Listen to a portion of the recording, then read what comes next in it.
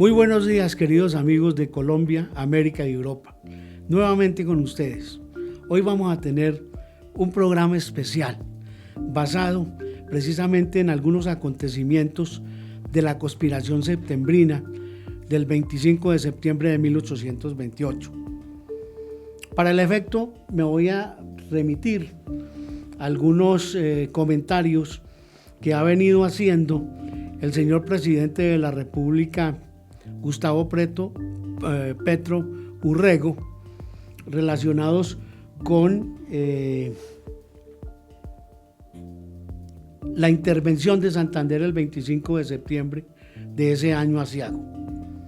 Yo le quiero decir con toda honestidad, con toda tranquilidad y también con mucha firmeza al señor presidente que está tremendamente equivocado en esa percepción que él tiene sobre el manejo de la conspiración septembrina. Eso de llamarlo criminal, eso de llamarlo instigador, eso de llamarlo de que está tras bambalinas en esa conspiración, no es cierto, señor presidente. Y para el efecto, le quiero comentar lo siguiente, y guardo la esperanza de que usted me diera un espacio para que habláramos personalmente, lo cual sería supremamente interesante para aclararle algunas dudas y llevarle unos documentos que respaldan lo que yo le quiero decir en esta intervención. Ante todo, yo quiero manifestarle, señor presidente Petro, que yo he sido un defensor, diría casi que a ultranza, de su proyecto político y un seguidor incondicional del progresismo desde hace más de 50 años, cuando desde muy temprana edad me sumergí en la vida y obra del gran pensador, líder de esta disciplina en nuestro país y en América, Rafael Uribe Uribe, del cual usted ha hecho grandes loas y grandes apreciaciones y ha sido seguidor de él. En eso los dos estamos perfectamente de acuerdo. El proyecto de gobierno que usted ha traído a nuestra época, basado en esas ideas de Rafael Uribe Uribe, ha sido traído con muchos aciertos y también, por qué no decirlo, con muchos detractores a la vez. Y viene exactamente a la memoria ideas libertarias, socialistas, modernas y liberales de Martí, de Maceo y Gómez en Cuba, Haya de la Torre en el Perú, Juan Bosch en República Dominicana, Mitre, Sarmiento y Avellaneda en la Argentina, impulsores del progresismo liberal en ese paseo, en ese país del sur, Allende en Chile, Gaitán e inclusive López Pumarejo con su Revolución en Marcha y a la carga con Gaitán, ¿sí? Que en nuestro medio inclusive, vaya paradoja, los expresidentes Roosevelt y Wilson en los Estados Unidos, quienes después de habernos raponeado el canal de Panamá, pasaron de las filas demócratas y republicanas a un progresismo moderado en 1913. Eso los hizo presidentes también. Bueno, a Roosevelt antes, pero a Wilson hacia esos años, tomando como base unas teorías progresistas de Rafael Uribe Uribe. Teorías progresistas que yo le diría que tienen una fuente primaria importante, y son las que en un documento leído en la casa de la Embajada de Colombia en los Estados Unidos por el embajador de la época, Roberto Coronado Suárez, llamaron la atención de uno de los asistentes a esa reunión y se las hicieron llegar a Roosevelt y posteriormente a Wilson, basado en las teorías socialistas, progresistas de Rafael Uribe Uribe. Y eso está documentado, señor presidente.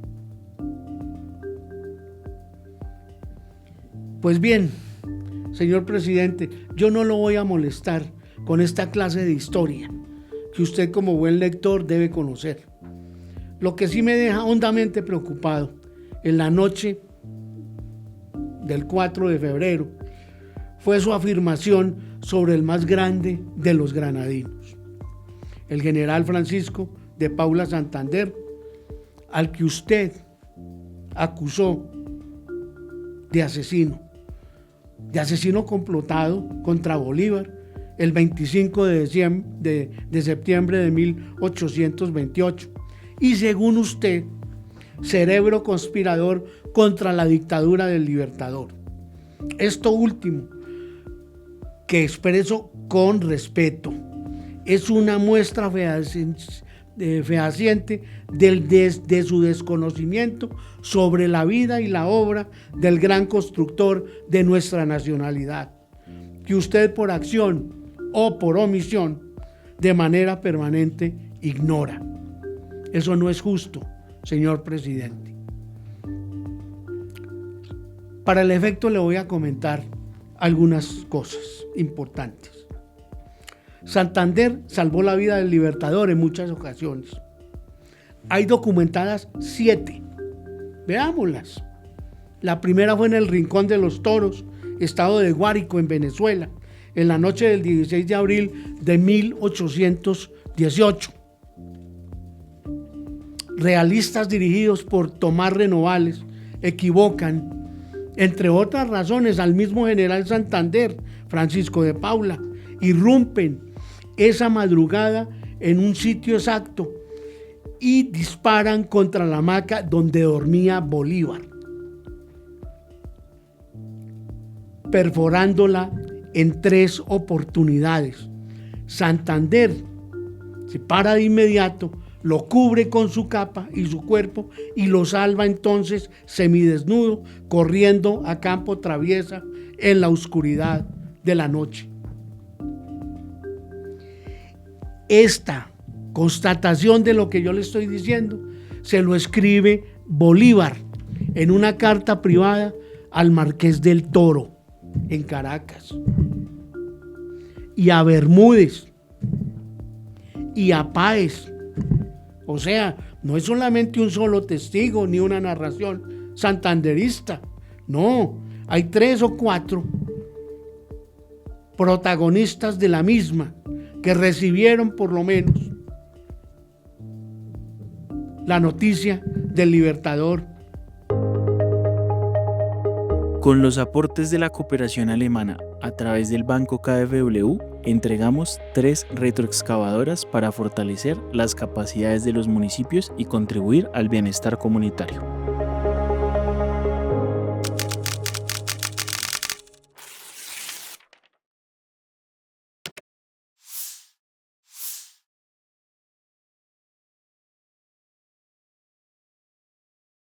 Ahora bien, según lo confiesa el propio Santander, a causa de la nueva dictadura bolivariana, suceden varios episodios en los que va incluida la muerte de Bolívar, que se convierte de inmediato en el centro de los males de Colombia. Después de 197 años, señor presidente, no hemos logrado superar esas desavenencias entre Bolívar y Santander, entre liberales y conservadores, entre la clase menos favorecida y la clase media.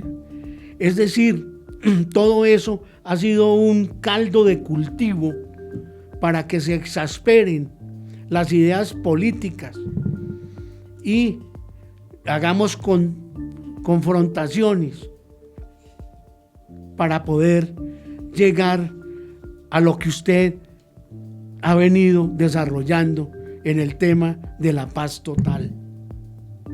Siempre le ponen palos a la rueda. ¿Por qué? Porque aquí no queremos cambiar. El progresismo siempre quiere cambiar. siempre quiere darle oportunidades a las nuevas generaciones para entregarnos un país más comprometido con la convivencia. Este es un país en el cual tenemos que caber todos, señor presidente, y estoy seguro que usted es de los propagadores de esta filosofía.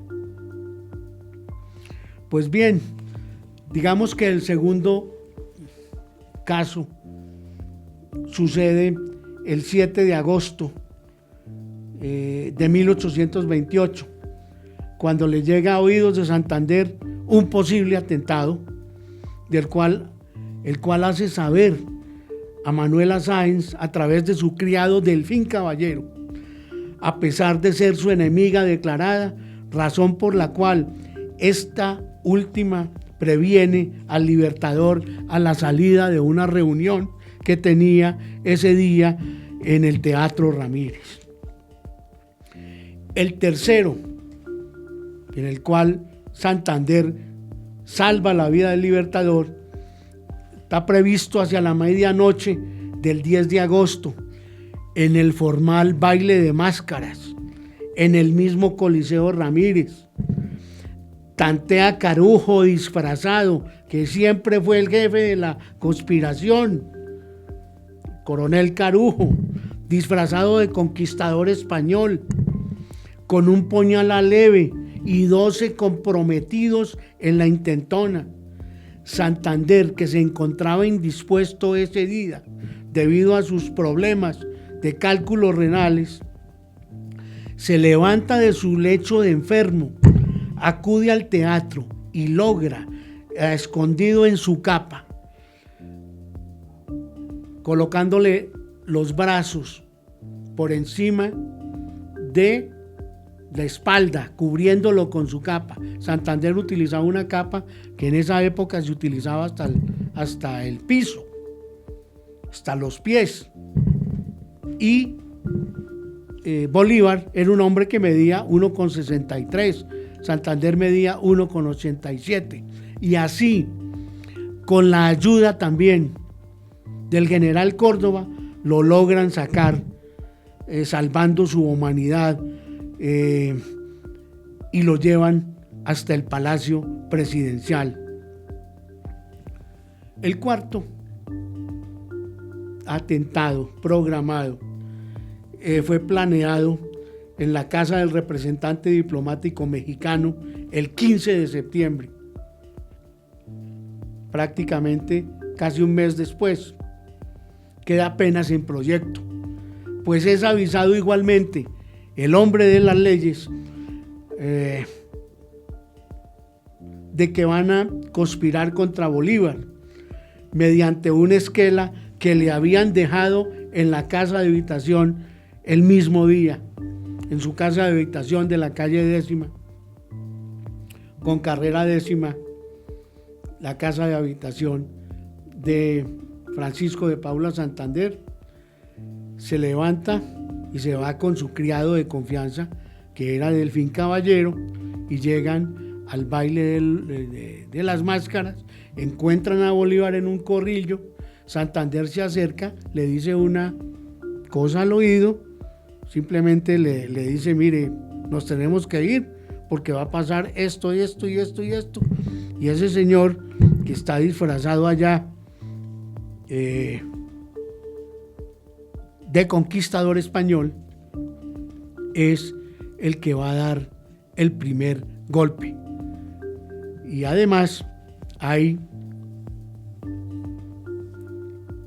10, 12 personas que van a cubrir ese evento para que usted quede inerme en el acto.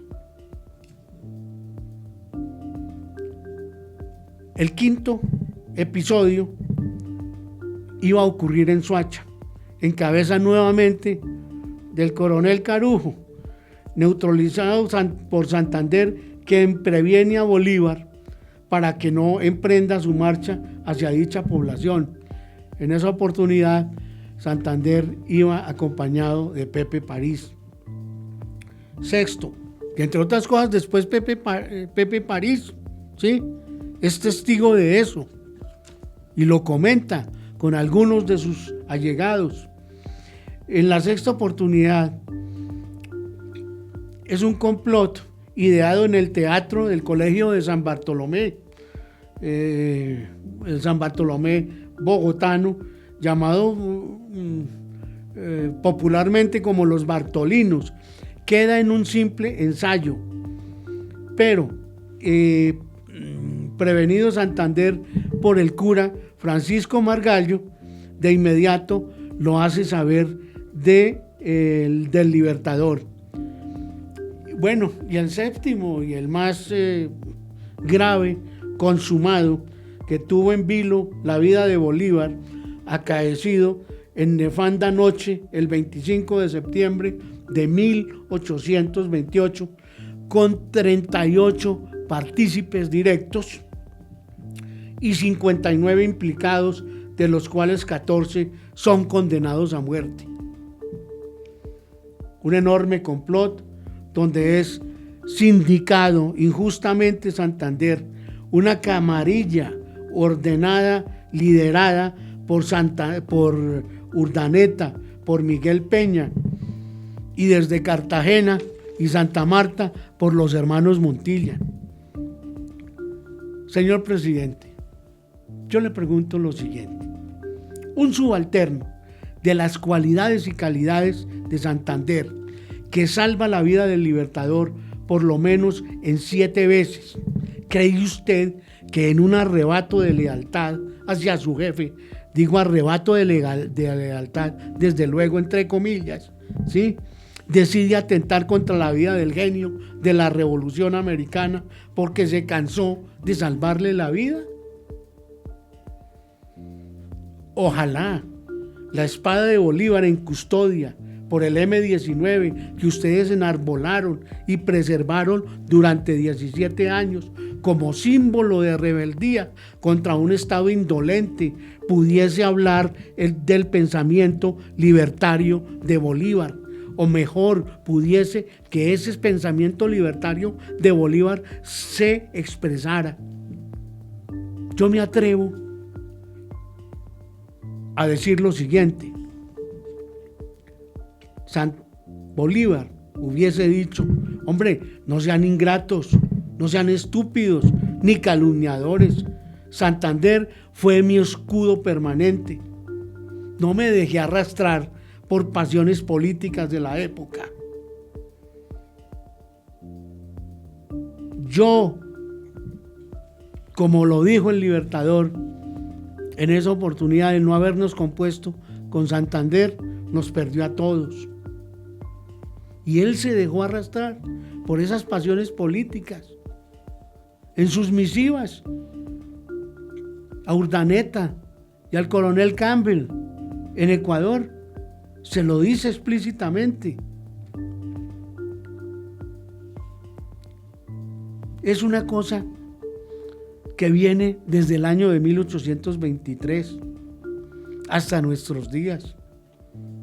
Hablamos de 197, 198 años, que suele saltar la liebre con algunos historiadores y políticos extraviados por el desprecio frente a la figura cimera del general Francisco de Paula Santander, que con venenosa odiosidad citan libros de autores plenamente identificados, enemigos acérrimos del hombre de las leyes, entre los que se destacan Miguel Antonio Caro, Laureano Gómez, Fernando González, Víctor Paz, Indalecio Liévano y Eduardo Lemaitre, que a veces, a propósito, cuando estaba de buen genio, subía a Santander al Olimpo, pero cuando no, lo estrellaba contra las murallas de Cartagena. No, señor. La noche de su incómoda disertación, señor presidente, vuelvo y se lo digo con respeto, usted se unió al coro de esos corifeos, de esos próceres de la ultraderecha convencional, detractores y calumniadores del hombre de las leyes, lo que demuestra un marcado sesgo hacia la imagen del arquitecto civil de nuestra república. ¿Quién lo creyera, señor presidente? Arrastrar por el suelo la figura de Santander se ha vuelto un deporte nacional en manos de sus difamadores. Hacia el año de 1825 empezaron la campaña algunos bolivarianos en cabeza de Urdaneta para urdir desavenencias contra Santander y enredar la relación con Bolívar. 7 años después de la muerte del más grande de los americanos, hacia 1837, Santander publica un libro de memorias sobre sus actuaciones públicas que abarca desde 1810 hasta el final de su mandato. Y allí fue Troya. Saltó el mamífero por segunda vez. Aparece entonces el abogado liberal, entre comillas, Eladio de Urizarry y Tordesillas, con sus célebres panfletos publicados entre el 17 de diciembre de 1837 y el 11 de septiembre de 1838, con el nombre de los 50. No está por demás comentar que la fobia contra el presidente Santander se origina por negar al abogado y catedrático del Rosario, Urizarry, un contrato para explotación de las salinas de Zipaquirá, que por los años de 1828 y subsiguientes pretende que le sea adjudicado en detrimento del erario público y de los adjudicatarios que ganaron en justa ley la propuesta de factoría. Esos adjudicatarios fueron don Miguel Saturnino Uribe y Uribe Santos, amigos personales de Santander y Bolívar, y de otros inversionistas, como lo fueron los señores Eusebio Bernal, Carlos Michelsen y Roberto Bunch Woodside, este último, el banquero del Libertador, el que le dio los primeros apoyos financieros desde Jamaica, casado en segundas nupcias con mi tatarabuela paterno-materna, Dolores Mutis Amaya, la viuda de Luis Perú de la Croix, que a su vez fue edecán y confidente del Libertador, y que entre otras cosas yo creo que escribió el mejor libro sobre el Bolívar humano, reflejado en el Diario de Bucaramanga. Don Saturnino y sus socios ganan el derecho de la administración y venta de sus servicios por los servicios prestados a la patria y presentan la mejor oferta, amén de grandes donaciones para la independencia. Urizarry era un connotado lobista, como se denomina hoy, socio non santo de negocios desafortunados, con José Eusebio Caro, hijo de Nicolasa, la amante de Santander, y abuelo de Miguel Antonio, uno de los principales calumniadores del hombre de las leyes. Un nietecito que pretende limpiar los adornos en la frente de su abuelo y de paso salvar el honor de su estirpe. Curioso, por decirlo menos. La paz también se refleja en las sonrisas de los niños que crecen con más oportunidades. Cuidar el territorio es garantizar el bienestar de las próximas generaciones.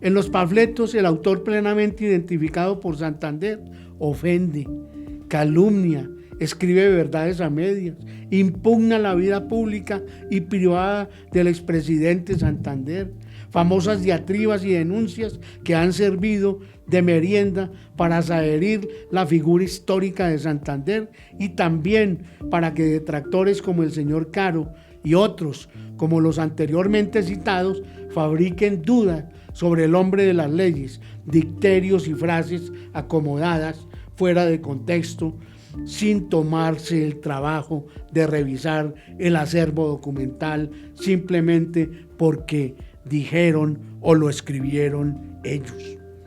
Basta con mirar la mala leche de Caro cuando afirma que nosotros hemos visto en Santander una mezcla de militar venezolano y de letrado granadino.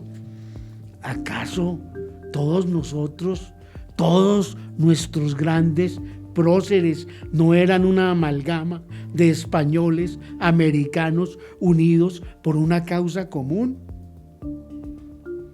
¿Acaso el ejército venezolano no liberó también a la Nueva Granada de la bota española?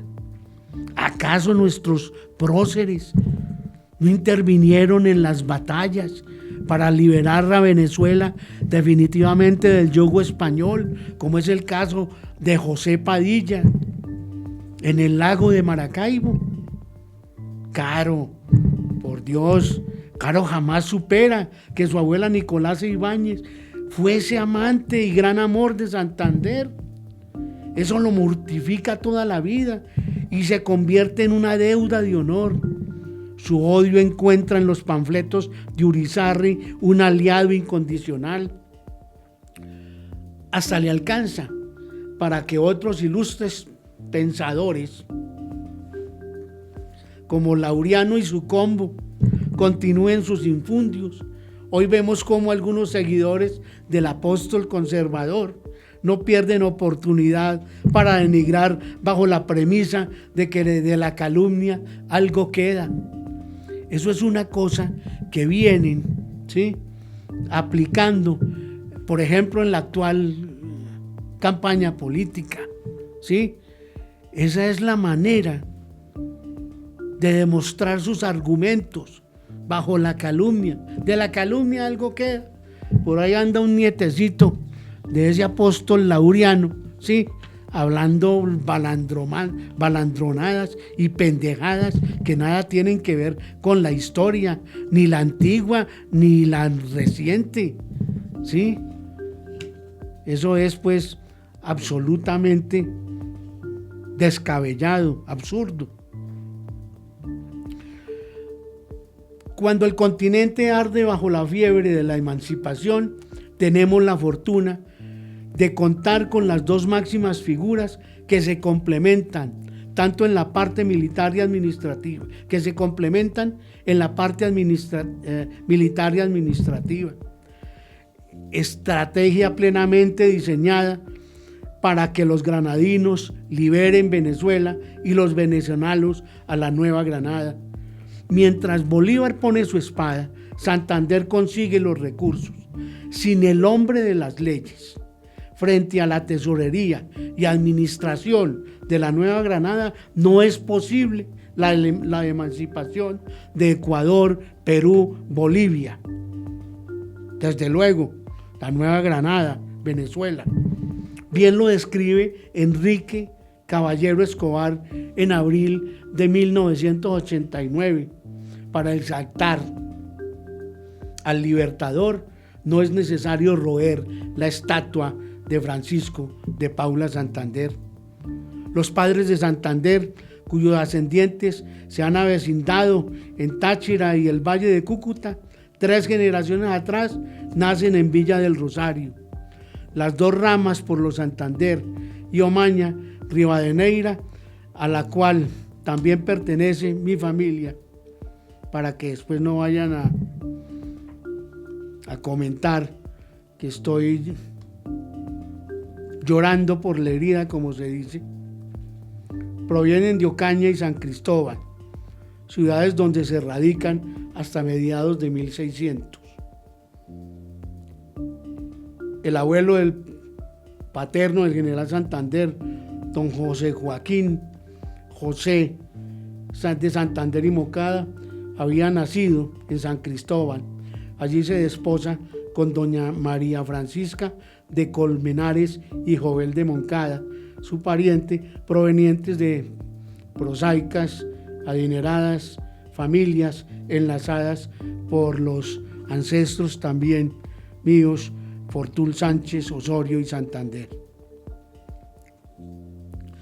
Gran parte de esta fortuna heredada por el prócer y sus hermanos Pedro José y Josefa Teresa, esta última desposada con el prócer venezolano José María Briceño Méndez, de la parentela del Libertador, Santander y Bolívar heredan grandes propiedades y haciendas en sus regiones respectivas. Contribuyen con generosos aportes económicos para la causa independentista con generosidad y desprendimiento. ¿Será que Bolívar también se equivoca con Santander cuando lo califica como héroe de la administración americana? ¿Acaso alguien puede negar su protagonismo como héroe militar en los combates de Paya, Gámeza, Vargas y Boyacá? Y que como vicepresidente de la Gran Colombia, encargado del Poder Ejecutivo, provee de recursos el Ejército Libertador para la gran empresa. ¿Es cierto entonces que el granadino es un héroe de escritorio, como lo afirman Laureano Gómez y Fernando González, que se esconde en un matorral mientras se libra la batalla de Boyacá, cuando es el primero en cruzar el puente al mando del Ejército Libertador y rompe filas del Ejército Español, que cosecha por completo su atrabiliaria teoría, copiada también por obsecuentes discípulos suyos como verdad revelada? Bolívar lo sentencia en incontrovertibles términos al dirigirse a Santander: sin usted, ¿qué sería de Colombia? ¿Qué sería de nuestro ejército? ¿Y qué sería de mi gloria? Diría usted francamente que si yo no lo hubiera tenido a usted para defender con su talento y su energía, mi obra ya había sido arruinada. Yo creo más: sin usted y conmigo no se hubiera perfeccionado bien. Repetir la antigua falacia de la complicidad de Santander en el atentado de la noche septembrina no solo es un despropósito histórico documental, señor presidente, alimentado desde luego por los malquerientes del hombre de las leyes.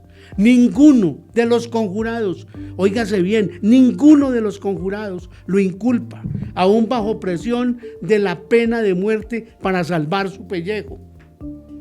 Con toda clase de amenazas, maniobras, halagos, se procura que lo hagan, llegando al punto de que se ofrece perdón por sus vidas. En un juicio acomodado, adelantado mediante consejo de guerra, manipulado y asediado por un enemigo acérrimo, entre ellos bajo la égida del general Urdaneta, con los consejos de un polvorero de la Gran Colombia, como lo fue Miguel Peña Páez, primo hermano del León de Apure, presidido por él mismo. Se le niega hasta el elemental derecho a Santander a la defensa, con violación de leyes procedimentales, hasta dictaminar sentencia suprema, pena de muerte. Bolívar lo sabe de sobra. Santander no tiene velas en el entierro. 3 días antes de la nefasta noche septembrina, como he narrado atrás, es advertido personalmente por el propio Santander que va a ser víctima de un atentado en Soacha, en cabeza de Carujo, quien a la postre comanda el aleve ataque contra el Libertador del 25 de septiembre de 1828. Ese detalle también prima en la decisión de Bolívar, así no lo crean muchos, para conmutar la pena de muerte, como los otros atentados que trataron de hacerle al Libertador y de los cuales Santander fue figura importante para ponerlo bajo prevención de lo que querían hacer con el gran Libertador de las Américas.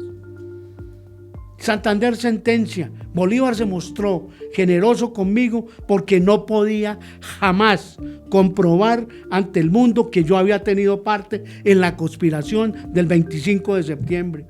Así fue como tuvo que apelar para dar razón de su clemencia y que su gloria lo requería. Lo mismo le dijo Sucre a Bolívar. ¿Cómo se le ocurre, sí, enjuiciar a Santander por semejante despropósito? Eso va a dañar su gloria. El mismo Córdoba no firmó ese decreto de la pena de muerte, contraviniendo la orden de Urdaneta. Santander prosigue. Yo agradecí la conducta de Bolívar, aunque declamé siempre contra el juicio y contra la medida gubernativa de conservarme preso en una de las fortalezas de Boca Chica por 7 meses, tratado poco decorosamente, gracias al general Sucre y a los respetos del señor Joaquín Mosquera. Al fin obtuve mi pasaporte para salir de Colombia. En 1831, en pleno destierro, Santander se encuentra en una gira en Europa, como ya lo hemos narrado.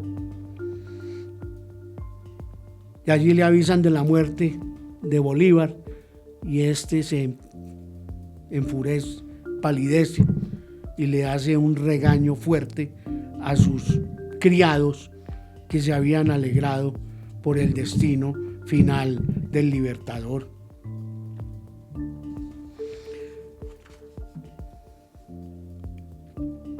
Santander.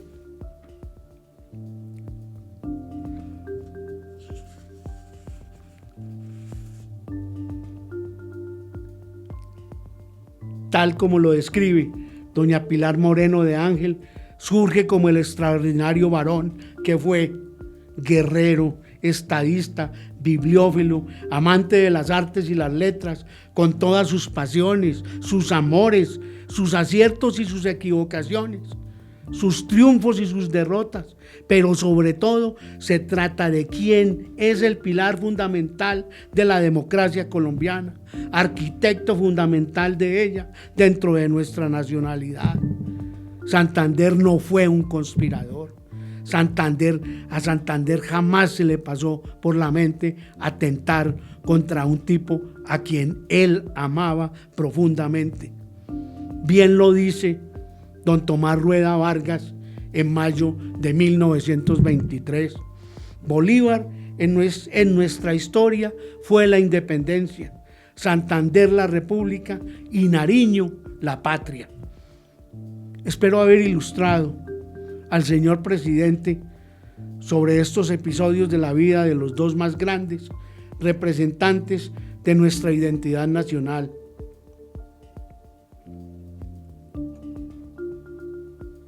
Los saludo respetuosamente, señor presidente.